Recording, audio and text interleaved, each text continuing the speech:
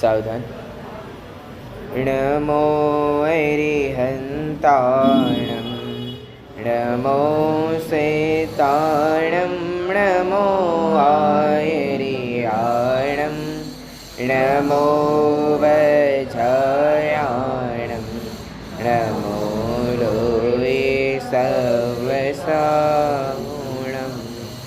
मङ्गलं भगवान् वीरो मङ्गलं गौतमो गणी मङ्गलं कुन्दकुन्दार्यो जैनधर्मोऽस्तु मङ्गलं। सर्वमङ्गलमाङ्गल्यं सर्वकल्याणकारकं प्रधानं सर्वधर्माणां जैनं जयतु शासनं जैनं जयतु शासनं जैनं जयतु शासनं। सच्चे देव सतगुरु को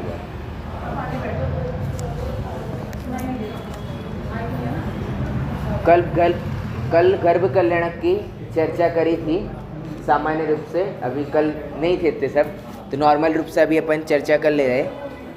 गर्भ कल्याणक में कितने महीने रत्नों की वृष्टि होती है?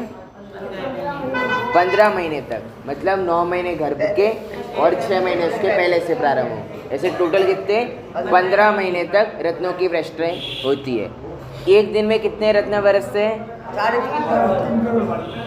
14 करोड़ रत्न। हाँ, दिन के कितने? 14 करोड़। और 4 टाइम रत्न बरसते, सुबह, दोपहर, शाम और मध्य रात्रि। और एक एक टाइम में 3.5 करोड़ रत्नों की वर्षा होती है। ये तीर्थंकर के जीव के आगमन के पूर्व, अभी तीर्थंकर का जीव आया नहीं है, इसके पूर्व की ये व्यवस्था है। तो ये कहाँ की व्यवस्था है? यहाँ की। अब वो तीर्थंकर के जीव को क्या फायदा? रत्न तो यहाँ बरस रहे ना, तीर्थंकर के पास तो जा नहीं रहे। तो तीर्थंकर को क्या विशेषता है? शहर में गरीब नहीं रहे। हाँ, कोई शहर में गरीब नहीं रहे, वो तो ठीक है, लेकिन तीर्थंकर को क्या? आपकी गली में कोई गरीब नहीं रहे, लेकिन आपको क्या फायदा उससे?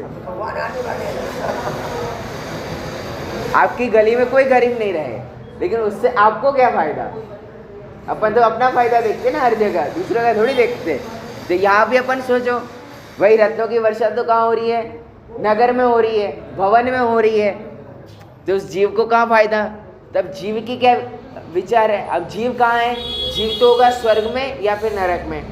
तो स्वर्ग में क्या होगा? 6 महीने पहले जैसे पता चल जाता है ना कि मेरी मृत्यु होने वाली है। देवों का भी कैसा दुख है, 6 महीने पहले पता चल जाता है। अपने को तो यहाँ नहीं पता चलता, अच्छा है। और सोचो जिनको पता चल जाता है उनकी कैसी अवस्था हो जाती है। यदि आपको कोई बोल दे कि आपके 1 हफ्ते बाद क्या होने वाली है? मृत्यु होने वाली है, तो कैसा हो जाएगा? एक दिन नहीं जी पाएंगे, 1 हफ्ते की बात तो रही दूर, 5-6 महीने पहले माला मुरझा जाती है। लेकिन तीर्थंकर के जीव के साथ ऐसा होता नहीं है। तीर्थंकर के जीव के साथ ऐसा होगा नहीं। प्लस क्या होगा? अन्य देव उनको नमस्कार करेंगे। क्यों? क्योंकि वो जीव किसका है? तीर्थंकर बनने वाला है, जिससे कई प्रभावना होने वाली है। तो अब फिर नरक में होगा, तो नरक में क्या होगा? अन्य जो मारकाट मची रहती है वो 6 महीने पहले बंद हो जाती है। हाँ, परकोटा बन जाता है, तो क्या है? 6 महीने पहले बंद हो जाती है। लेकिन भूमिगत वेदना, शरीरगत वेदना और मानसिकगत वेदना चालू रहती है। ये 3 वेदना तो उसको कंटिन्यू। ऐसा तो है नहीं कि भाई तीर्थंकर का जीव सुखी हो गया वहाँ नरक में, ऐसा होगा नहीं। नरक में है तो क्या है? वो दुख तो होंगे ही होंगे, बस वो मारकाट वाले अन्य जीवों के माध्यम से होने वाले वो परिणाम संबंध नहीं हो जाए। अब आगे क्या होता है? ये तो हो गई उस गर्भ जन्म आने के पूर्व की अवस्था। फिर माता को क्या आते हैं? 16 स्वप्न, तो वो तो आप देखोगे और सुबह उसका फल भी सुनोगे। फिर देवियों के साथ माता की चर्चाएं होती है। तो चर्चाएं कैसी होती है? आज क्या बनाएंगे, आज क्या होगा? जल चर्चा हो रही है, तत्व चर्चा हो रही है। माता के साथ चर्चा कैसी हो रही है? तत्व की चर्चा हो रही है, धर्म की चर्चा हो रही है कि माता इस लोक में सबसे प्रसिद्ध कौन है, पूजने योग्य कौन है, हमारा कैसा आचरण होना चाहिए। ये किसकी चर्चा हो रही है? माताओं की और देवियों की। दोनों क्या है? महिलाएं। और आज हमारे बीच में कैसी चर्चाएं होती है जब अपन मिलते हैं? बाहर की चर्चा करते हैं, विचारणी है। अब अपन देखेंगे कि माता के साथ चर्चा हो रही, तो अपन क्या सीखें? अपन क्या सीखे कि हमें भी कैसी चर्चा करनी चाहिए? तत्व की चर्चा, धर्म की चर्चा करनी चाहिए। बाहर ना सही, मंदिर में आए तब तो सही। चलो बाहर मिल रहे, बाहर की चर्चा हो रही, ठीक है। अब भाई मंदिर में आ गए, मंदिर में भी किसकी चर्चा हो रही है? बाहर की चर्चा हो रही है। ये पंच कल्याण के कार्यक्रम किस लिए है? ये चीजें सिखा रहे हैं आपको, ये चीजें आपको सिखा रहे हैं। कोई इतना बड़ा उत्सव करने की क्या आवश्यकता है?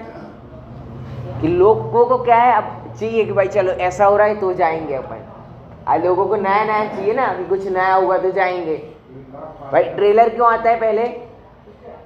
कि भाई यदि ट्रेलर अच्छा होगा तो मूवी देखने जाएंगे, जिज्ञासा उत्पन्न होती है। अब लोगों को क्या एंटरटेनमेंट चाहिए, क्या चाहिए? एंटरटेनमेंट चाहिए कि भाई कुछ मजा आना चाहिए। तो ये सारी प्रक्रिया तो क्या ओरिजिनल में होती है, लेकिन आप क्या बना रहे हो? उसको एंटरटेनमेंट बना रहे हो। लेकिन वो थी किसके लिए? भाई एक एक चीजें सिखा रहे हैं। रत्नों की वर्षा हो रही है, मतलब क्या है? वो बालक का पुण्य है कि वो उसके पहले व्यवस्था हो जा रही है। और अपन किसके पीछे पड़े? हमारे बालक क्या हो जाए, अच्छे से रहे, इसलिए हम अभी से संग्रह करना चालू हो जाता है। तो वो रत्नों की वर्षा से क्या सीखना? यदि बच्चे का पुण्य का उदय होगा तो उसके रत्न कहाँ से बरसेंगे? स्वर्ग से बरसेंगे। आपको व्यवस्था करने की जरूरत पड़ेगी नहीं। ये सिखा रही रत्न वृष्टि। वो माता और देवियों की चर्चा हो रही है, क्या सिखा रहा है? कि हमें चर्चाएं कैसी करनी चाहिए? जब मिलेंगे तब धर्म की चर्चा करें, तत्व चर्चा करें। अपन ने कितने पंच कल्याण कर दिए, कितने पंच कल्याण अटेंड कर लिए, और क्या सीखा आपने? वो पत्थर वाली मूर्ति तो क्या बन गई? परमात्मा बन गई। लेकिन एक कोरा जीव कोरा का कोरा रह गया। जीव तो कोरा का कोरा ही रह गया ना, जैसे गया था वैसे आ गया वापस। और ये किस में निमित्त है? पंच कल्याण सम्यक दर्शन में निमित्त है। और सम्यक दर्शन क्या है? तत्वार्थ सूत्र का पहला सूत्र क्या है? सम्यक दर्शन, सम्यक ज्ञान, चारित्राणि, मोक्ष मार्ग। मोक्ष मार्ग कहाँ से प्रारंभ हो रहा है? सम्यक दर्शन से। और सम्यक दर्शन कैसे होगा? ये पंच कल्याण में क्या है? सम्यक दर्शन में क्या है? एक निमित्त है। अपन ने कितने पंच कल्याण करे, सम्यक दर्शन हुआ कि नहीं हुआ? और ये अवसर क्या है अपना? चादरा का पंच कल्याण क्या है अपने लिए? अब चूकने योग्य नहीं है। मैसेज आ रहा है ना, अवसर चूकने योग्य नहीं है, अवश्य पधारे। किसके लिए? सम्यक दर्शन प्राप्ति के लिए। अवसर किसके लिए चूकने योग्य नहीं है? अपने लिए। अन्य आएंगे, वो प्राप्त करेंगे, चले जाएंगे। अपने ही घर की चीज अपन ही नहीं खा पाए। कल बोला था ना, अपने घर में मिठाई बनी हो और अपन ही नहीं खा पाओ, पूरे मोहल्ले को खिला दी दिवाली पर, लेकिन यदि वो मिठाई अपन ने नहीं खाई तो ये तो ऐसा ही हुआ, अपना पंच कल्याण और अपन ही सम्यक दर्शन की प्राप्ति नहीं कर पाए। और मैं तो बोल रहा चलो सम्यक दर्शन छोड़ो, सम्यक दर्शन हो कि नहीं हो कुछ नहीं, कषाय मन तो होनी चाहिए, कम से कम कषाय तो मंद हो। अपन अब जा रहे हैं तो अपनी जितनी अभी तीव्र कषाय रहती है वो तीव्र कषाय तो क्या हो, कम हो। दादा तो कहते ज्वालामुखी बन के आई हो कोई सास तो क्या बनी, शांताबाई बननी चाहिए जब पंच कल्याण के बाद घर पे जाए। क्या है इसका अर्थ? वो ज्वालामुखी की शांतिबाई बनाने की बात नहीं है। चर्चा क्या है वहाँ कि यदि कोई जीव आया है तो कषाय तो कम से कम मंद होनी ही चाहिए। अपन सिर्फ विषय कषाय में उलझ गए तो क्या मतलब, कोई मतलब नहीं। हमें बड़े ज़्यादा उदाहरण देते हैं कि कोई व्यक्ति पंचकल्याणक में गया, पूरा पंचकल्याणक अटेंड करा, वापिस आया और पूछा कि पंचकल्याणक कैसा रहा। क्या पूछा? पंचकल्याणक कैसा रहा? तो वो व्यक्ति बोलता है कि पंचकल्याणक बढ़िया था, बस दाल में नमक कम रहता था। क्या? दाल में नमक कम रहता था। सर ठोक लिया, क्या करने गया था और क्या करके आया तू? यदि दाल ही खानी थी तो घर पे बैठ के खा लेता। यदि दाल ही खानी थी आपको तो घर पे बैठ के खा लेता। वो पंचकल्याणक में जाने की कहाँ आवश्यकता थी? मूल प्रयोजन क्या होना चाहिए पंचकल्याणक में जाने का? कि धर्म से हम किस प्रकार जुड़े। अब यदि जुड़े हैं तो उसमें वृद्धि किस प्रकार हो। सारे एक से एक कार्यक्रम में कुछ ना कुछ आपको सिखा रहे हैं। क्या कर रहे हैं? कुछ ना कुछ आपको सिखा रहे हैं। यदि आप सीख नहीं रहे हो तो गलती किसकी है? आपकी है। अब आप थिएटर में गए हो और मूवी नहीं देखो तो उसमें गलती किसकी है? आपकी है। वहाँ तो समझ में आता है कि हाँ बड़ी एकाग्रता से देखना है, बड़ा एक एक सीन याद रखना है, यहाँ नहीं रखना है।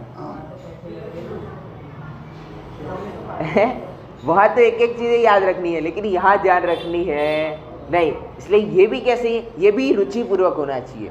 जब तक रुचि पैदा नहीं होगी, जब तक अंतरंग से उत्साह नहीं आएगा कि पंचकल्याणक किसका है? आदिनाथ भगवान का। अब भाई कोई पात्र बन गया कि भाई कोई राजा रानी बन गया, कोई इंद्र इंद्राणी बन गया। अब जो नहीं बने वो, उनका क्या? अरे भाई अयोध्या वासी तो हो, इंद्र इंद्राणी नहीं बने, राजा रानी नहीं बने, लेकिन अयोध्या वासी तो हो। ज्यादा निर्वाणता है, ज्यादा निर्वाणता है। अयोध्या वासी तो हो ही। अयोध्या वासी भी कैसा उत्साह रहता है जब भगवान का जन्म। भगवान हमारे आगे पीछे घूमेंगे अयोध्या वासियों के। राजा रानी तो कभी कभी मिलेंगे। हम भगवान के पीछे घूमेंगे, वो क्यों घूमेंगे? नहीं, अरे वो बालक तीर्थंकर जब होगा, वो तो बच्चा है ना, वो तो आपके आगे पीछे घूमेगा। वैसा तो वो कैसा अलग से उत्साह होना चाहिए। तो हम यदि पात्र नहीं बने तो किस बात का उत्साह कि हम किस है? हम अयोध्यावासी है। और आप लोग सही में अयोध्यावासी हो। क्यों? क्योंकि जहाँ का पंचकल्याणक हो वहीं के वासी हो। तो हमारे में अंतरंग से उत्साह होना चाहिए। अब अपनी गर्भ कल्याणक की चर्चा हुई थी, अब आगे अपन जन्म कल्याणक पर बढ़ते हैं।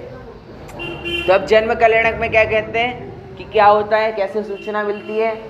सौधर्म इंद्र का सिंहासन कंपायमान हो जाता है। क्या हो जाता है? आसन कंपायमान। किसका? सौधर्म इंद्र का। इससे तो सिर्फ सौधर्म इंद्र को पता चला, अन्य देवों को कैसे पता चलता है? हाँ, दूध भी बजती है, घंटा भी बजता है, फिर 4 है। हाँ, देखो 4 प्रकार के देव होते हैं। कौन कौन से?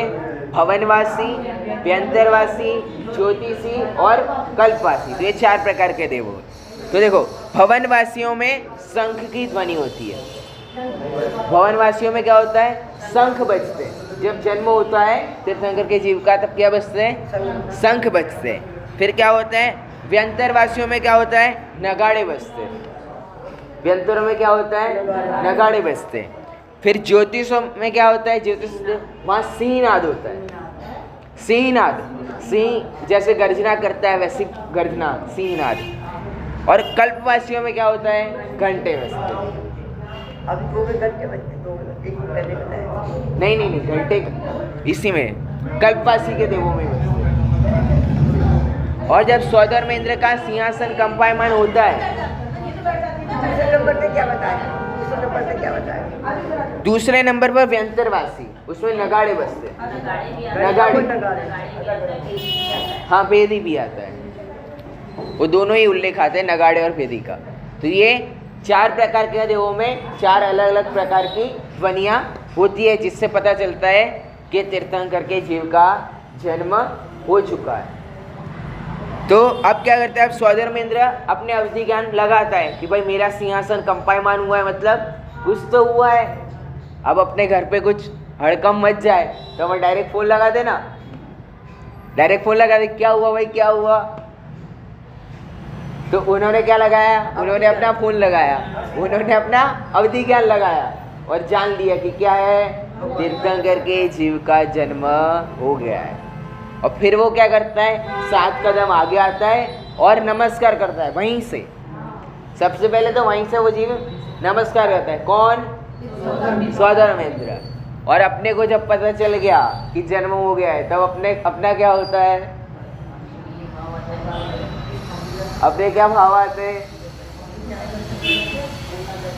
उनके दर्शन करने का भाव आना चाहिए, उत्साह आना चाहिए कि अब क्या हो गया है, अब वो तीर्थंकर के जीव का जन्म हो गया है। साथ में हम नमस्कार कर रहे हैं। अब लोग कहते हैं भाई भगवान का जन्म हो गया, भगवान का जन्म हो गया। तो भगवान का जन्म होता है या नहीं होता? बड़ा कंफ्यूजन है भाई। लोग तो कहते हैं भगवान का जन्म हो गया। तीर्थंकर बालक का जन्म हुआ है, भगवान का जन्म होता नहीं है। जैन दर्शन में क्या है, भगवान जन्मते नहीं है, भगवान बनते हैं। क्या है, भगवान जन्मते नहीं है, भगवान बनते हैं। तो अब इससे क्या सीखना, हम भी बन सकते हैं, हम भी बन सकते हैं। क्या बन सकते हैं? भगवान। क्या बन सकते हैं? विश्वास हो रहा है? अभी तो अपनी बात हो रही है, सिर्फ विचार में आ रहा है। सही में इस चीज का आनंद होना चाहिए कि जैसे वो है वैसा ही मैं हूं। क्यों? क्योंकि वो भी अनादिकाल से कहाँ थे, निगोद में थे। भगवान निगोद में थे। कौन? भगवान निगोद में थे। जिस अपेक्षा आप बोलते हो भगवान का जन्म हुआ है, वो जीव भी क्या था, वो भी निगोद में था। और मैं भी कहाँ था, निगोद में था। और मैं भी कहाँ से निकला हूँ, उसी स्थान से। क्या पता कई बार आपके साथ वो जीव रहे हो, खेले हो, वो आपका पुत्र हो, वो आपके पिता हो। कौन?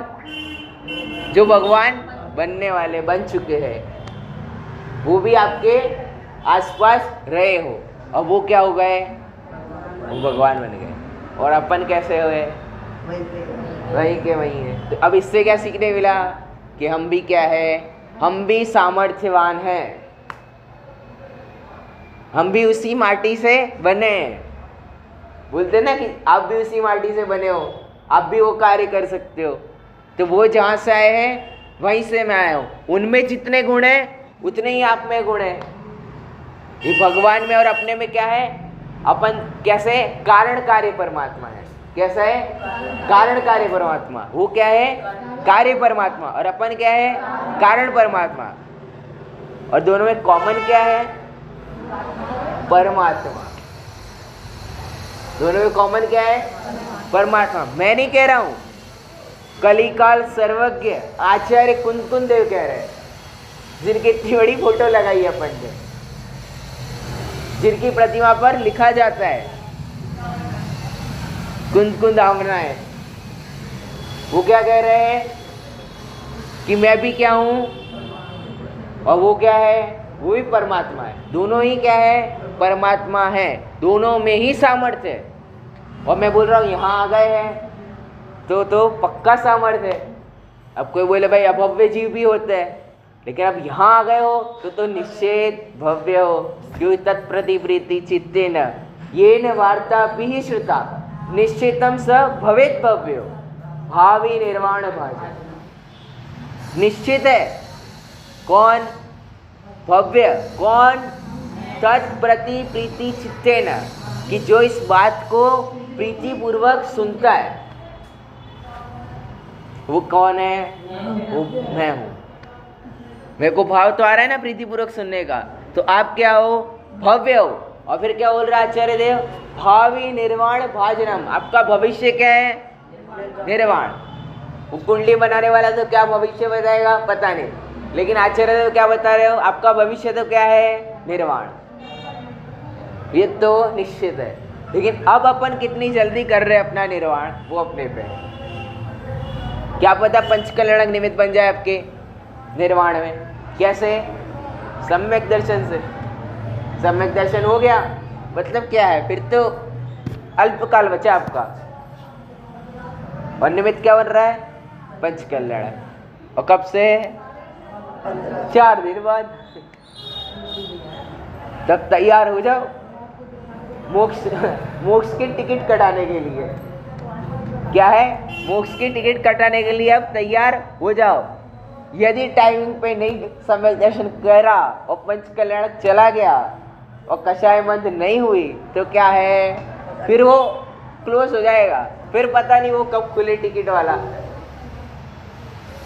क्या है? टाइम कितना है? 5 दिन का टाइम है। 4 दिन आप लाइन में लगे हो, भावभूमि तैयार कर लो 4 दिन में। पंचकल्याण तो है ही साक्षात निमित्त, और अपन तो करेंगे ही करेंगे अटेंड। और मोक्ष मार्ग की क्या करो, टिकट कटा ही लो। कहीं और के पंचकल्याण में जाने का अवसर मिले या ना मिले, कोई और निमित्त मिले या ना मिले, अपन अपने पंचकल्याण को तो टिकट कम से कम कटवा ही ले। अब आगे क्या बोल रहे हैं कि अब वो जीव का क्या होता है जन्म कल्याणक में विशेष, कि भाई अभिषेक होता है। क्या होता है? अभिषेक होता है। तो कौन ले जाता है? सौधर्मेंद्र ऐरावत हाथी पर उनको ले जाता है। अब ऐरावत हाथी कैसा होता है? तो 1 लाख उच्छेद योजन का होता है। कितना? 1 लाख उच्छेद योजन। एक उच्छेद योजन मतलब उच्छेद योजन, उच्छेद योजन, 1 लाख उच्छेद, उच्छेद। अब एक उच्छेद योजन मतलब होता है 12.8 किलोमीटर। एक योजन, एक उच्छेद योजन का अर्थ है 12.8 किलोमीटर। और ऐसा कितना? 1 लाख, मतलब 12.8 लाख किलोमीटर का क्या होता है? ऐरावत हाथी होता है।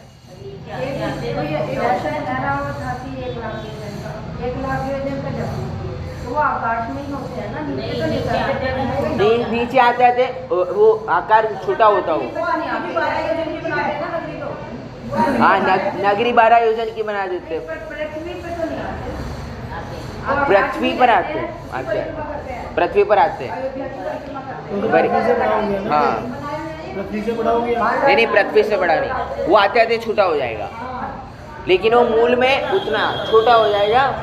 मतलब वो शरीर का, उनके शरीर का जितना आकार है उस प्रमाण पे बड़ा, उस शरीर के आकार। क्यों? अब अलग अलग तीर्थंकर है, उनका तो अलग अलग शरीर है, प्रमाण है। जैसे अपने में छोटा बड़ा होता है, वैसे भी तीर्थंकरों में धीरे धीरे घटता गया, तो वो ऐरावत हाथी भी अपने अपने प्रमाण में छोटा होता जाता है। लेकिन मूल में कितना बड़ा होता है? इतना बड़ा होता है।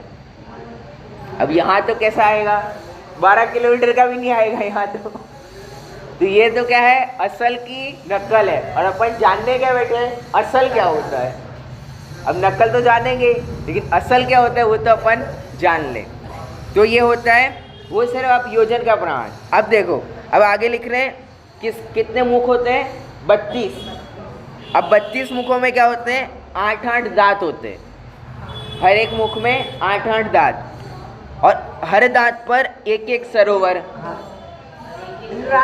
ठीक है, क्या क्या है? पहले क्या है? 32 मुख, एक मुख में 8-8 दांत, 8-8 दांत, एक दांत पर एक सरोवर। एक सरोवर पे क्या है? एक कमलनी है, मतलब कमल का पत्ता है। और वो एक कमली पर क्या है? 32 कमल है। एक बड़ी कमलनी, और उस एक कमलनी पे कितने कमल? 32 कमल। पहले क्या था? ऐरावत हाथी, 32 मुख, 32 मुख में 8-8 दांत, एक मुख में 8-8 दांत, एक दांत पर एक सरोवर, एक सरोवर पर एक बड़ी कमलनी, और एक कमली पे 32 कमल। 32 कमल भी में क्या है? एक योजन के पर्ण, एक योजन इनके क्या है? पर्ण, पन्ने जो कमल का जो पर्ण होता है, पत्ते पत्ते पत्ते, पंखुड़िया, पंखुड़िया वो क्या है, एक एक योजन की बड़ी बड़ी पंखुड़िया है। और उस एक एक पंखुड़ियों पे क्या है, एक एक नाट्यशाला, एक एक आपका डांसिंग रूम, जो डांसिंग क्लास चलती है ना, एक एक नाट्यशाला। किसमें? ये तो एक मुख के एक दांत की बात चल रही है, ये एक मुख की एक दांत की बात चल रही है। अब क्या है, एक एक नाट्यशाला में 32 देवांगनाएं नृत्य करती है, एक दो नहीं, 32 सर्वांग सुंदर। क्या सारी मिला के हो जाती है 8608। 27 करोड़ का पता नहीं, ख्याल नहीं है। वो तो देव देवियों का प्रमाण होता होगा। कहीं आपके पास आगम प्रमाण हो तो बताना, तो मैं देख लूंगा उसको। यहाँ तो सारा मैंने आगम प्रमाण से लिया है, मतलब प्रॉपर एक एक चीज आगम प्रमाण वाली। क्या वो इतना सूक्ष्मता से आचार्य देव ने वर्णन करा है। अब अपने को तो क्या देखने मिलेगा, अपने को तो नॉर्मल हाथी देखने मिलेगा, लेकिन ओरिजिनल में वो हाथी ऐसा है, इतना सर्वांग सुंदर वो हाथी है। और उस पे क्या होते हैं, वो बालक तीर्थंकर को बिठाते हैं, और उसी पे इंद्र और इंद्राणी, सची इंद्राणी और सौधर्म इंद्र, वो दोनों क्या आते हैं, उस पर आते हैं। अब आगे क्या लिखते हैं, अब उस बालक को अपने गोद में बिठाकर वो सुमेरु पर्वत पर ले जाते हैं। वहाँ पर ईशान नाम के जो इंद्र होते हैं वो छत्र लगाते हैं। क्या करते हैं, ईशान नाम के इंद्र छत्र लगाते हैं। फिर सानत कुमार और महेंद्र कुमार इंद्र चवर ढोलते हैं।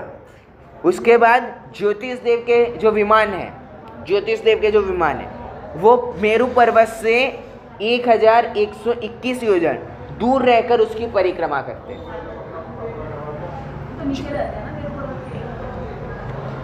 मेरु पर्वत नहीं, ज्योतिष देव इतने आकाश में होते हैं ना ज्योतिष देव, तो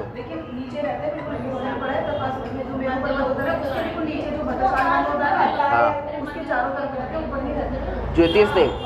ज्योतिष देव तो ऊपर होते हैं, मेरु से ही ऊपर आते हैं ज्योतिष देव तो सारे।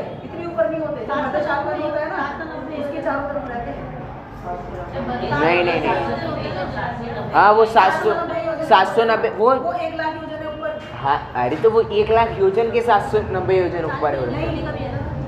तो क्या सूरज चांद कोई नीचे थोड़ी आ जाएंगे सुमेरु पर्वत के? सुमेरु पर्वत के नीचे आ गए तो वो आपके पास में ही आ गए ना, फिर तो ज्योतिष नीचे ही आ गए विमान, वैसे ऊपर ही होते ज्योतिष विमान। आपको जहाँ हो आप बताना मुझे कल, कि यहाँ पर लिखा पड़ा हो। हाँ हाँ आवाज होता है।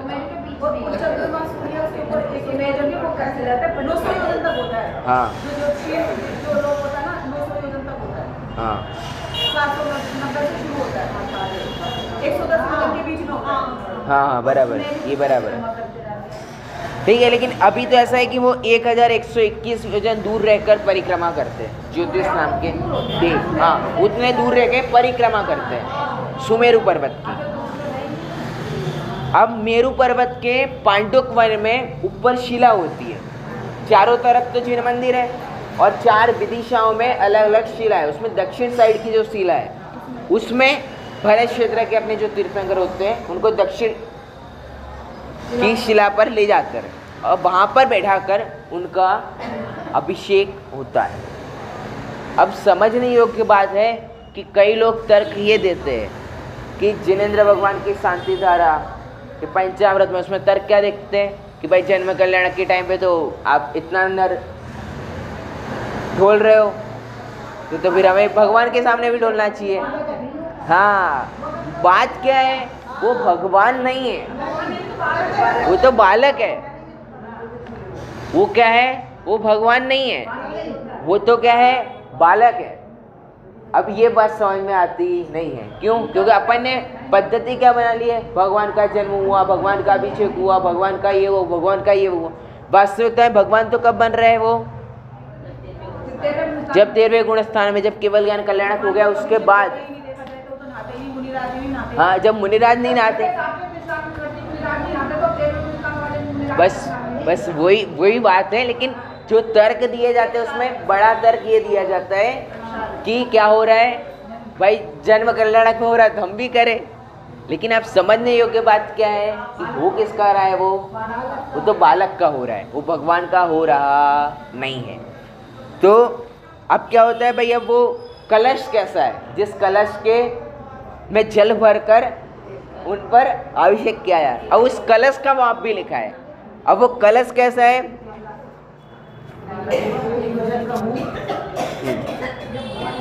वो स्वर्ण निर्मित है। एक तो वो कलश कैसा है, पूरा स्वर्ण निर्मित है।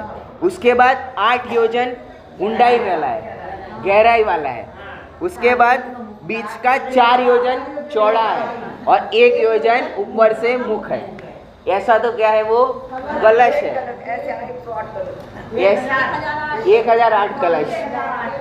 वो तो जो देव होते वो सारे देव करवाते हैं वो तो अभिषेक।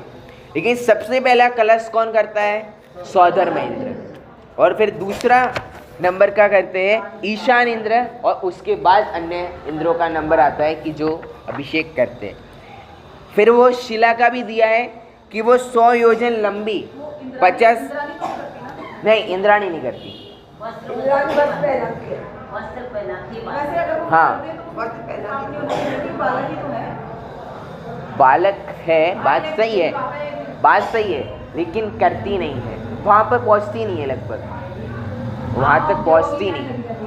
वैसा कहीं आगम में ऐसा उल्लेख नहीं मिला कि सचिंद्राणी करती है। लिखा यही है कि इंद्र ही करते, इंद्र ही लाइन में लगते।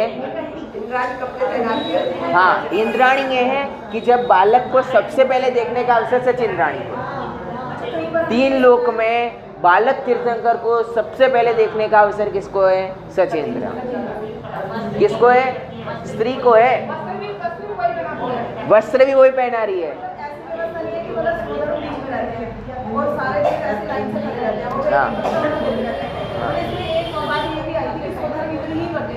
नहीं, ऐसा नहीं, सभी देव करते हैं, सारे ही देव करते हैं।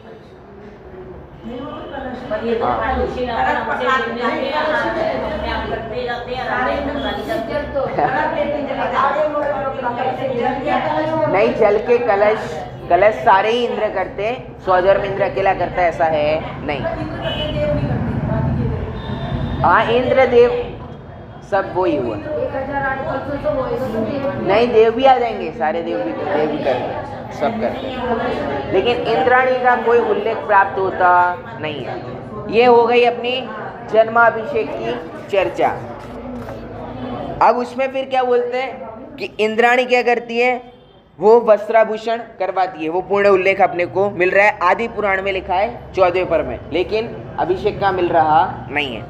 उसके बाद इंद्र क्या करते हैं, 1000 नेत्रों से देखते हैं, किसको, बालक तीर्थंकर, स्वधर्म इंद्र। क्यों भाई, 2 इंद्रियों से 2 इंद्रिय 2 आंखों से वो संतुष्ट हो पाते नहीं है, इसलिए कितने 1000 नेत्र बना रहा है, किसको देखने के लिए, वो बालक तीर्थंकर को देखने के लिए है, तब भी तृप्त नहीं होता।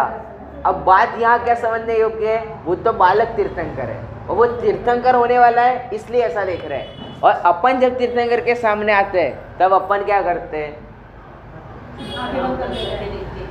आंखें बंद कर लेते, ठीक है। वहाँ आंखें बंद करने का भी उद्देश्य है कि अब आत्मा का विचार करो। आपने भगवान तो देख लिए, अब अपना विचार करो। लेकिन अब समझने योग्य बात है कि अपन कई बार कैसे दर्शन कर लेते हैं कि भाई चलो आए और चलो। कई बार तो ये नहीं पता चलता कि मूल नायक कौन है। अन्य तीर्थंकरों की तो बात अलग रही कि अन्य प्रतिमाएं कौन सी है, वो तो बात दूर रही, लेकिन मूल कौन सी है वो भी नहीं पता है। क्या विचार करना था पता नहीं, क्या बोला अपन ने, जो परंपरा से चला आ रहा है, क्यों बोला पता नहीं। बड़ी प्रॉब्लम क्या है, अपने को नहीं पता है कि अपन क्यों कर रहे हैं। पंचकर्मा का अपन ने देखा, ये हुआ, क्यों करा पता नहीं। वास्तविकता में पता होगा तो अर्थ समझ में आएगा ना कि क्यों करा गया, वो किस में निमित्त बना, वो तो हुआ नहीं। अभिषेक हुआ तो किसका हुआ, बालक तीर्थंकर हुआ, वहाँ भगवान का हुआ नहीं, तो वहाँ क्या समझ लिया अपन ने कि भाई भगवान का अभिषेक हो रहा है, वो तो हो नहीं रहा है, वो किसका रहा है, वो बालक तीर्थंकर हो। अब समझने योग्य बात है कि इतनी सारी चीजें किसकी वजह से हो रही है, वो बालक तीर्थंकर की, और उसका क्या है, इतना पुण्य का उदय है। निश्चित रूप से ये हो गया कि सर्वलौकिक व्यवस्था किसके आधार पर हो गई, पुण्य के आधार, और किसके पुण्य के आधार पे, वो तीर्थंकर के जीव के पुण्य के आधार पे। मतलब प्रत्येक जीव के जितने भी विषय सेवन की सामग्री है वो किसके आधार पर मिलेगी, अपने अपने पुण्य जीव के आधार पर मिलेगी। अपन ऐसा सोचो कि ये भी कर ले, ये भी कर ले, वो भी कर ले, वो भी कर ले, तो क्या है, होने वाला है नहीं। अपन कर तो लेते हैं, लेकिन भोग कितना बात है, भोगने के टाइम पे भी वृत्ति क्या है, सामर्थ्य मैं बोल रहा हूँ, खाना खाने की सामर्थ्य है ना। अब खाना खा रहे उसमें भी अपन क्या सोच रहे हैं कि आगे का क्या करना है, आगे का क्या करना है। मतलब जिस पाप की वजह से उस कार्य को प्राप्ति करी अपन ने भोग की, वो भोग भी अपन पूर्ण रूप से नहीं भोग पा रहे। वहाँ पे भी अपने क्या हो रहा है कि आगे कैसा हो, आगे कैसा हो। मतलब वो, हाँ, वो जब पत्थर चबाने की, पत्थर पचाने की जब ताकत थी, तब क्या थे, चने उपलब्ध नहीं थे, और जब चने उपलब्ध हो गए तब दांत नहीं है, तब भोग पाने की नहीं है। इसलिए क्या कह रहे हैं कि आप भोग रहे हो तो शांति से क्या करो, अब भोग लो। अब क्यों नया पाप बांध रहे हो, वो पाप से आई सामग्री थी और वो आपके पुण्य में आई है, तो पुण्य को भोग लो ना। अब उसमें भी अपन आगे क्या सोच रहे हैं, मतलब वो खाना भी नहीं खा पा रहे अपन ढंग से। बात क्या है, अपन विषय सेवन के पीछे भाग रहे हैं कि हमें ये मिल जाए, ये मिल जाए, और मिली है उसको भोग नहीं पा रहे, तो क्या करना, ऐसी संपत्ति इकट्ठी करके भी क्या करना जब उसको भोग ही नहीं पा रहे। अब उसको भोग पा रहे हो तो भी समझे हम कि आपके द्वारा किया गया कार्य क्या हुआ, सफल हुआ। और अब ये हो किसकी वजह से रहा है, आपके पुण्य प्रमाण। अब आपको शांति से खा नहीं पा रहे, इसका मतलब क्या है, आपका पाप है भाई साहब, पुण्य नहीं है। सामग्री तो आ रही है, आप खा तो नहीं पा रहे हो, भोग तो पा नहीं रहे हो आनंद से भोगो कोई वस्तु को, तो वो क्या है, वो आपका भोगना कहा। बाकी तो क्या है, काम चला हुआ है, बाकी तो क्या है, काम चला हुआ है, तो वो क्या है, वो पाप का उदय है, आपका पुण्य का नहीं है। वो भोग ही नहीं पाए ना, आप भोग पाए तो क्या है, वो पुण्य का उदय हुआ। तो ये सारी सामग्री किस वजह से हो रही है, आपके पुण्य के आधार पर। आप सोचो हम ये भी कर ले, वो भी कर ले, वो भी कर ले। अपन सोचते हैं ना कि अपन रोटी कैसी बनाएंगे, बढ़िया बनाएंगे, अपने को आती भी है, डेली रूटीन है, फिर भी रोटियां कई बार क्या होती है, बिगड़ जाती है। क्यों,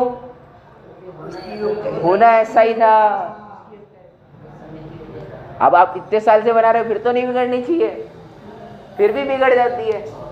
इसका अर्थ क्या हुआ, वो उस समय पे होना था वही होगा। इसलिए क्या रहो, आप तो क्या रहो, निश्चिंत रहो, निर्भर रहो। यदि भार लिया तो ये भार का मार्ग है नहीं, ये मार्ग किसका है, निर्भर होने का। भार पूर्वक कार्य किया जा रहा है तो क्या है, व्यर्थ। ध्यान शिविर होते, ध्यान होता है, क्यों होता है ध्यान। आज बोलते हैं लोग, बोलते हैं मेडिटेशन करो, क्या करो, मेडिटेशन करो, तो क्या होगा, सब हो जाएगा। तो लोग मेडिटेशन सेंटर्स पे जाते हैं, लेकिन वास्तविकता में वो ध्यान है, वो क्या है, ओरिजिनल मेडिटेशन क्या है आज के ज़माने का, कि आपके पास क्या है, बहुत सारे विकल्प है। आपके पास क्या है, बहुत सारे विकल्प है। तो वो लोग क्या करते हैं, आप शांति से बैठो, फिर आपके पीछे एक बैकग्राउंड में एक ट्यून बजाएंगे, तो क्या बोलेंगे, आप उस ट्यून पे ध्यान दो। तो आपके क्या थे, बहुत सारे विकल्प थे कि ये भी करना है, वो भी करना है। उससे आप कहाँ चले गए, उस ट्यून पे, मतलब आपका विकल्प कहाँ गया, सिर्फ एक ही विकल्प पे, सिर्फ एक ही विकल्प पे गया। आपके इसके पहले कितने विकल्प थे, बहुत सारे विकल्प थे, उसके बाद आप कहाँ पे आ गए, एक ही विकल्प पे। तो ये क्या हो गई, अनेक विकल्पों से एक विकल्प पे आए ना, तो जितनी शांति हुई ना, वो शांति है, वो ध्यान नहीं है। इससे समझ में क्या आ रहा है वो ध्यान है नहीं। वो तो क्या है, आपकी विकल्पों की शांति है, वहाँ आपके एक विकल्प बैठ रहा है।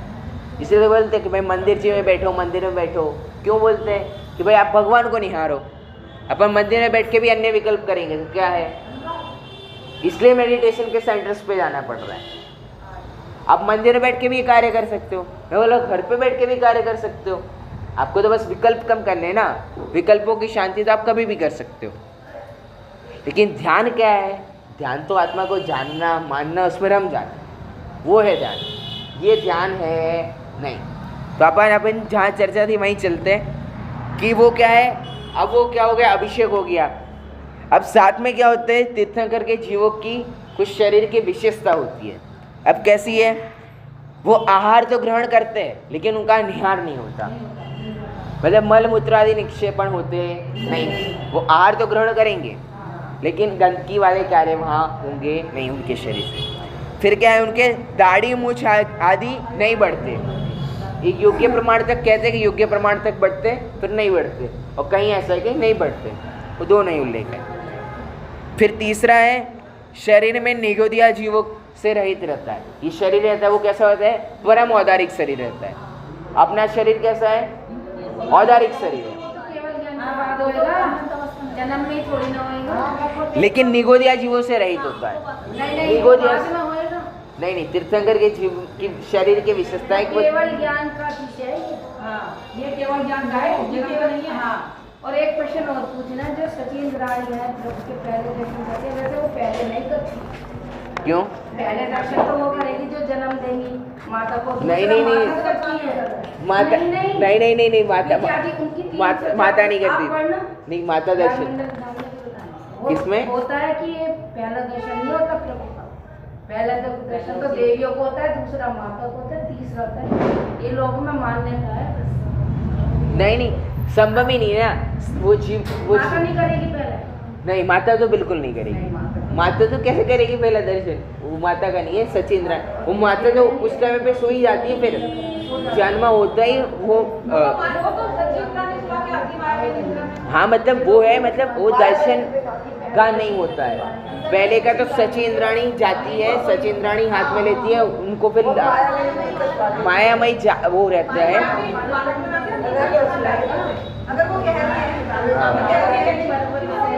होगा हाँ,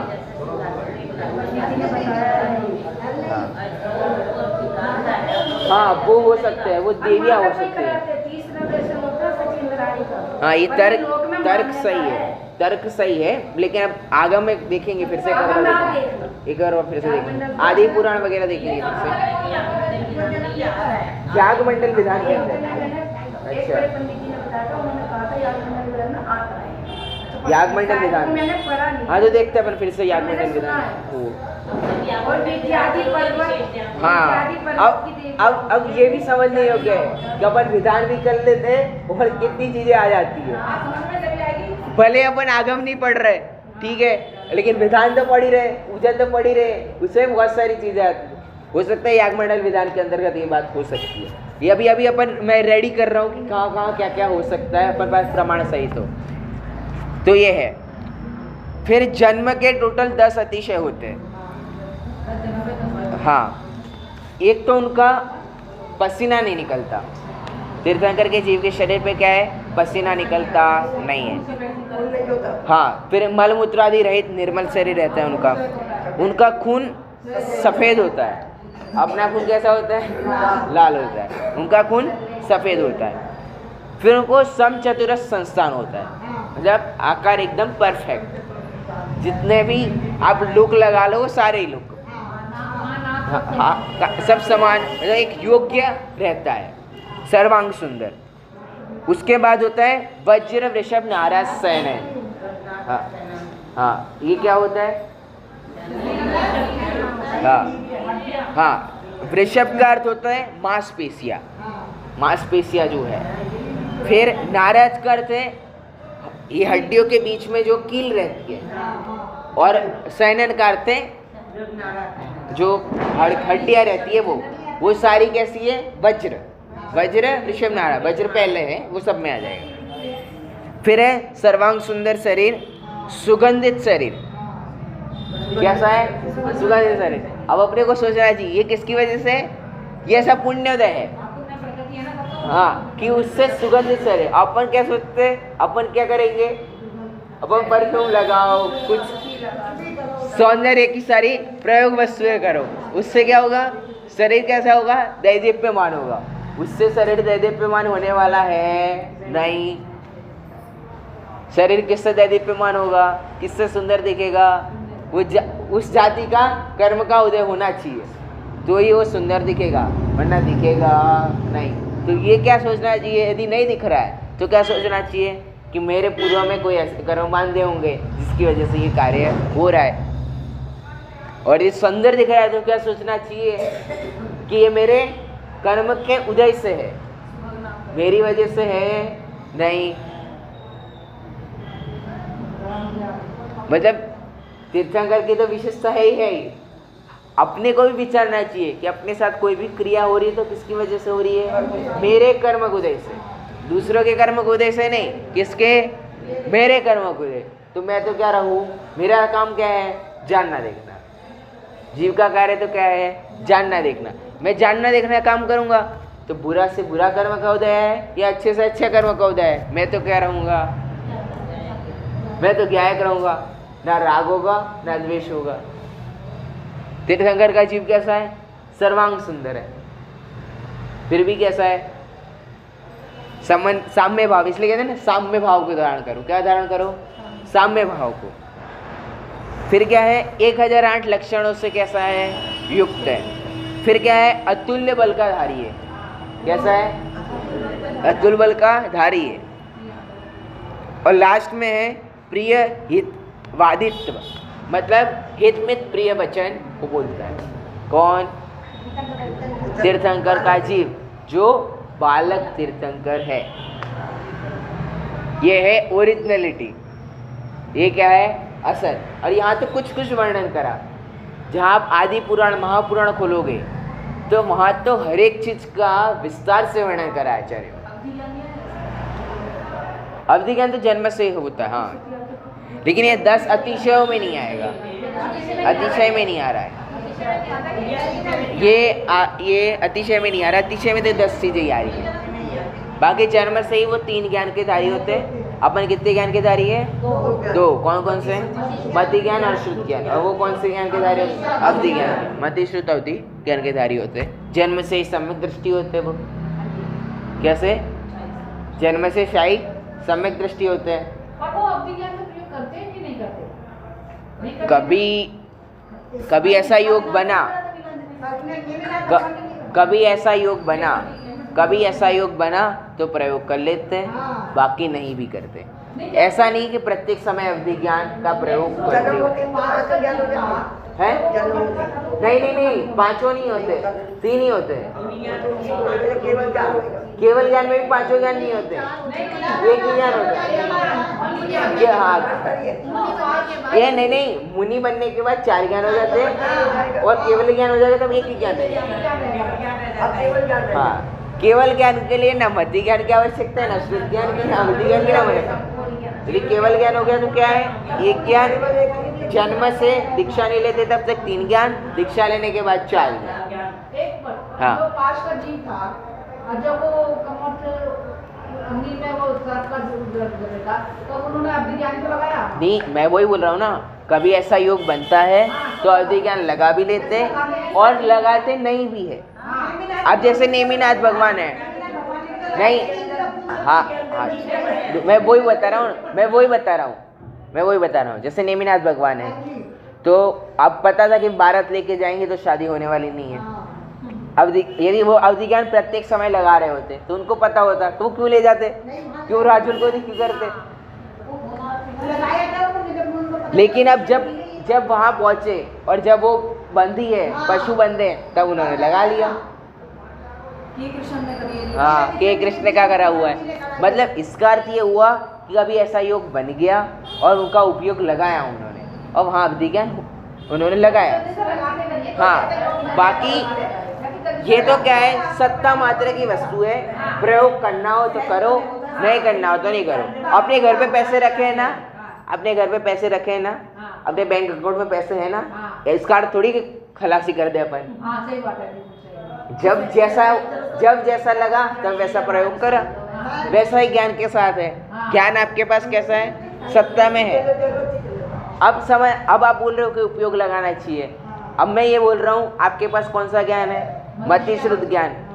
और अपन कितनी पढ़ाई कर लेते हैं, इतनी अच्छी पढ़ाइयाँ कर लेते, इतना साइंस में आगे बढ़ जाते, इतने मैथ्स में आगे बढ़ जाते हैं, इतनी कैलकुलेशन आ जाती है, और अपन ये बोलते हैं कि अपने को ये समझ में नहीं आता। वो तो उतना हार्ड नहीं है ये। ये क्या है, ये रुचि की बात कि हमें अपना उपयोग कहाँ लगाना है। मैं इससे ये चीज़ समझ में आ जाती है लौकिक शिक्षाओं से कि अपने पास मति श्रुत ज्ञान तो इतना पावरफुल है कि अपन चीज कर सकते हैं, कि अब कहाँ करनी है, कहाँ उपयोग लगाना है, वो अपने ऊपर है।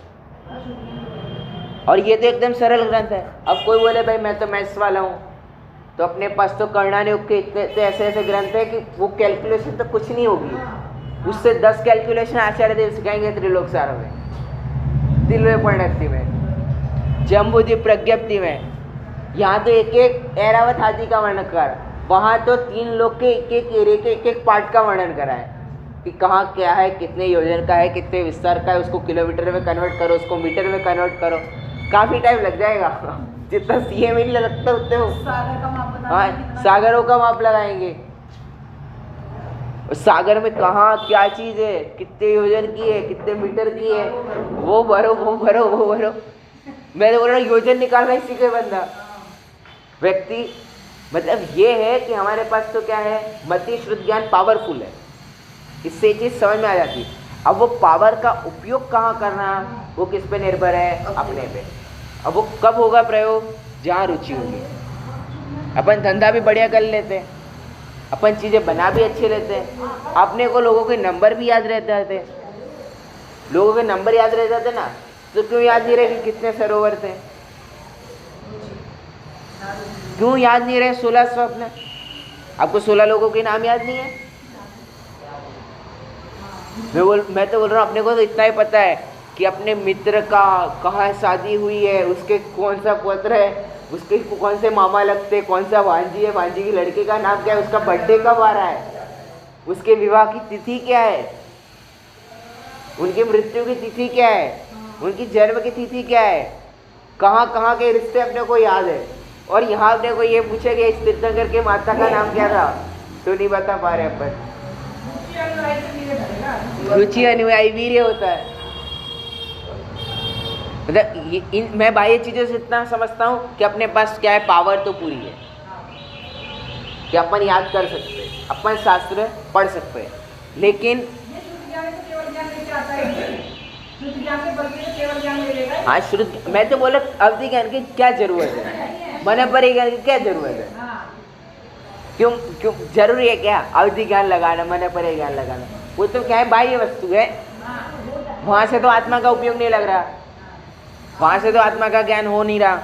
वो तो आत्मा का ज्ञान कर रहे हैं तब मन पर ज्ञान प्रकट हो रहा है। मन पर ज्ञान की क्या योग्यता है प्रकट करने की, वो विशुद्धि के कारण प्रकट हो रहा है। मुनिराजों को विद्या क्यों प्रकट हो रही है, विशुद्धि के कारण। अब वो विशुद्धि किसकी है, बाह्य की नहीं, बाह्य की विशुद्धि नहीं है, वो अंतरंग की विशुद्धि है। वो जब पूर्ण रूप से प्रकट हो, वो जब बढ़ेगी तब वो रिद्धिया प्रकट होगी, तब वो मन पर ज्ञान की उत्पत्ति होगी। बाकी उसका आत्मा से कोई लेना देना है नहीं। यदि आत्मा को जानोगे तो ये सब तो क्या है, सहज सुलभ है। जिसके सामर्थ्य कर रहे हो वो क्या है, सहज सुलभ है। मैं बोल रहा हूँ सम्यक दृष्टि को ये कह दिया कि वो नरक नहीं जाता सम्यक दर्शन उत्पन्न होने के बाद, और क्या चाहिए, सिर्फ सम्यक दर्शन का इतना है। और वो किसका, आत्मा का, बस एक बार, एक ही बार, कितना, एक ही बार। उसके बाद तो जीव क्या है, अपने आप लग जाएगा। वो मिठाई का दिया था कल उदाहरण कि कोई विदेश से कोई मिठाई मंगवाई हो, किसी कोई अपने परिवार में लाया हो, और आपने खाई और आपको अच्छी लगी, और साल 2 साल बाद आपके मित्र का मित्र वहाँ जाने वाला है और आपको बस वो बोल रहा था और अपने को तुरंत लाइट हो जाता है कि वहाँ से वो मिठाई ले आना, क्या साल भर वो मिठाई खा रहे थे अपन? क्या साल भर ऐसा ज्ञान कर रहे थे कि हमें मंगवानी वो मंगवानी वो मंगवानी? नहीं कर रहे थे ना। लेकिन जैसे ही आया योग तो वैसे क्या है, तुरंत याद आ गया। वैसे सम्यक दृष्टि को क्या है, ये तो इंद्रिय सुख है, वो तो कैसा है, अतीन्द्रिय सुख। और उसको एक बार आ गया तो उसको तो क्या है, निमित्त चाहिए कि कब ऐसा निमित्त है और कब मैं क्या करूँ, अंतरंग में लीन हूँ। इसलिए बोलते हैं ना कि सम्यक दृष्टि को क्या है, 6 महीने 8 महीने में क्या होता रहता है, सम्यक दर्शन की उत्पत्ति वो करता ही है। और मुनिराज क्या है, हर अंतर मुहूर्त में करते हैं।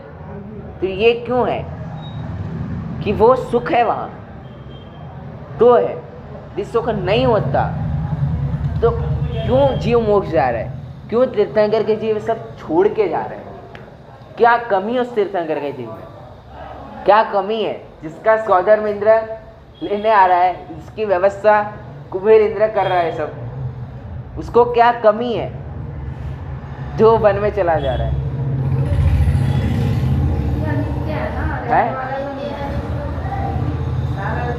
अब ये कितना समझ में आ रहा है? बात ये तो सम्यक दृष्टि हो सकते हो ना, किसी ने रोका है क्या? मैं तो बोल रहा हूँ पंचम काल ने भी नहीं रोका इसके लिए, तो है इसमें तो पंचम काल ने भी नहीं रोका। हाँ, 7वें गुणस्था तक जा सकता है जी। आपको तो किसी ने रोका नहीं सम्यक दृष्टि होने से, आप मिथ्या दृष्टि रहेंगे, आपकी गलती है। हाँ, अरे तीर्थंकर का, हाँ तीर्थंकर का जीव का जब जन्म होता है तो एक समय की शांति तो कहाँ होती है, नरक में, और वो एक समय की शांति में कई जीव सम्यक दर्शन की प्राप्ति कर लेते हैं। कितने में? एक समय में। और अपने पास कितना टाइम है शांति से बैठेगा? बहुत टाइम है। फिर गलती किसकी यदि मिथ्या दृष्टि रहेगा तो? वो करना क्या है सम्यक दृष्टि के लिए, तो ये पूछ रहा हूँ। हाँ, करने को छूटना है, दृष्टि बदलनी है बस। मैं तो बोल रहा हूँ आपको ऐसा है कि हमसे नहीं होता, हमसे नहीं होता, कोई बात नहीं, आराम आराम से कषाय तो कम कर सकते हो, कषाय तो कम कर सकते हो, इतना तो कर सकते हो। सम्यक दर्शन तो चलो नहीं ख्याल में आ रहा, ये तो कम कर सकते हैं ना कि कषाय कम हो, कभी कुछ हो जाए तो तब शांति से बैठ सके, कभी कुछ अच्छा हो गया तो अपन शांति से बैठ सकते हैं ना। इतना तो सोच सकते हैं ना कि पुण्य का उदय है, कभी बुरा हो गया तो ये तो सोचते हैं ना कभी ये पाप का उदय है। और भाई साहब ये भी है पुण्य पाप में, इसमें भी निर्भर हो जाओ। जिन आगम में लिखा है पुण्य का उदय होगा तो कितनी देर तक, ज़्यादा से ज़्यादा अंतर मुहूर्त तक। अंतर मुहूर्त 45 मिनट गिन लो आप, 45 मिनट के बाद क्या है, पाप से पुण्य का उदय आएगा ही आएगा, अब पुण्य के उदय से क्या आएगा, पाप आएगा ही आएगा। ये चीज़ क्या है, सदा रहने वाली है नहीं, बदलेगी ही बदलेगी, एक समय के लिए तो एक समय के लिए, ये तो क्या है, निश्चित है। तो मैं बोल रहा हूँ सम्यक दर्शन रहने दो। आप क्या करोगे यदि सम्यक दर्शन बोझिल लग रहा है कि हमसे नहीं होगा, ये कैसे होता है, हमसे नहीं हो पाता, कषाय तो मंद हो सकती है। प्रैक्टिस करो, प्रैक्टिस मेक्स मैन परफेक्ट, अपन जानते ही है। प्रैक्टिस करोगे तो क्या होगा, धीरे धीरे हो जाएगा। वो छोटी बच्ची है, उसको तो नहीं आते गुलाब जामुन बनाने, ना रोटी बनाना आता है, ना पूरा खाना बनाना आता है, लेकिन अब धीरे धीरे सिखाते ना उसको। अपन तो ऐसा नहीं बोलते हाँ भाई आज रोटी बनाई तो कल से अब तू ही बनाएगी, ऐसा तो अपन नहीं बोल देते। अपन क्या है दूसरे दिन फिर से बांध के देते थोड़ा, हाँ अब थोड़ा ये करो थोड़ा करो। आचार्य देव क्या बोल रहे, ठीक है क्या है, नहीं हो रहा कोई बात नहीं, कषाय भी शांत करो। फिर क्या होगा, जब कषाय शांत होगी तो अपने आप कहाँ जाओगे, इस तरफ आगे बढ़ोगे बढ़ोगे। इसलिए मैं क्या कहता हूँ, जब दादा बोल रहे ना कि ज्वालामुखी से क्या बननी चाहिए, शांति भाई बननी चाहिए। और पंचकल्याणक तो क्या है, साक्षात निमित्त है। और ये पंचकल्याणक में नहीं हुआ तो बाहर के पंचकल्याणक की तो बात ही छोड़ो। अपन ने इतने अटेंड कर लिए और यहाँ बैठने वालों को क्या पता आगे के पंचकल्याणक मिले ना मिले। अपने घर का काम है, कार्य है, और घर में ही अपन अपने कार्य की सिद्धि नहीं कर पाए तो क्या है, कहीं आएंगे कहीं चले जाएंगे। और इसके लिए ऐसा तो है नहीं भाई हमें तो व्यवस्था दी है हम तो कैसा करेंगे, ऐसा भी नहीं है। ये ऐसा तो है नहीं कि आप पूरा अटेंड करोगे तो ही मिलेगा, क्योंकि पूरे तो अपन ने कितने अटेंड कर रहे हैं, बहुत अटेंड कर रहे हैं। ये तो क्या है, जब समझ में आ जाए कि हाँ ये चीज़ इसके लिए हो रही है और यहाँ से मैंने ये सीखा, यहाँ से मुझे ये नियम लेना चाहिए। मैं तो क्या बोल रहा हूँ, यहाँ से ये नियम लेना चाहिए कि भाई हमने तत्व चर्चा देखी, हम तो क्या करेंगे अब, कम से कम मंदिर में तो अन्य चर्चाएं नहीं करेंगे, मात्र धर्म संबंधी चर्चा करेंगे। यदि नहीं रहा जा रहा, नई धर्म चर्चा हो रही, अपना अपना लेके बैठ जाओ। भाई ऐसा हो रहा है, नहीं भाई 5 लेडीज तो बैठी है, मैं कैसे नहीं बात करूं। दिक्कत थोड़ी है, मंदिर में बैठे हो आप अलग से स्वाध्याय कर सकते हो, अलग से आप पूजन पढ़ लो, आपकी अलग से आपको जो पढ़ना है वो पढ़ो, शांति से बैठ जाओ। वहाँ तो कोई आपको रोकेगा नहीं कि क्यों बहन जी हम बातें करें तो आप भी बातें करो, ऐसा तो कोई मंदिर में नहीं बोलेगा। बाहर गए हो तो बात अलग है, मंदिर में तो आपको कोई बोलेगा नहीं। तो आप तो क्या करो, आपका कार्य क्या है, आपका जो नियम है वो आप पालो। तो कम से कम एक तत्व चर्चा से, माता के साथ जो चर्चा हो रही है उससे तो ये नियम लेना ही चाहिए कि हम क्या है, मंदिर में तो कम से कम अन्य चर्चाएं करेंगे नहीं। फिर धीरे धीरे अपन बाहर भी लगा लो कि चलो भाई ये फंक्शन में बात नहीं करेंगे, चलो ये फंक्शन में बात नहीं करेंगे अपन। मैं तो बोल रहा हूँ अपने को माहौल बनाना चाहिए, कोई अन्य चर्चा कर रहा है। अच्छा चलो, वो माता के देवियों में क्या चर्चा आई थी, और वो 16 स्वप्न में उस फल का जो स्वप्न आया था उसका क्या फल था, अपन उठाओ ना। वहाँ अपन यदि लौकिक बात अपन उठा सकते हैं कि हाँ वहाँ वो हुआ वहाँ वो हुआ, तो अपन यहाँ भी तो उठा सकते हैं कि हाँ वहाँ तो ऐसा वर्णन मिला लेकिन वहाँ ऐसा वर्णन मिला। ये बात समझ में नहीं आई, मैं तो बोल रहा हूँ इसी बात से शुरू कर लो, तो ही आपकी तत्व चर्चा प्रारंभ हो जाएगी। कम से कम अपन जब माता देवी की चर्चा देखें तब तो ये प्रतिभास होना ही चाहिए। इस प्रकार ये अपन जन्म कल्याणक का मोटा मोटा रूप अपन ने देखा, विस्तार से आप आदि पुराण महापुराण में देख सकते हैं। अपन अब आगे तप कल्याणक जो दीक्षा कल्याणक है उसका अपन कल स्वरूप समझेंगे। इस प्रकार अच्छे से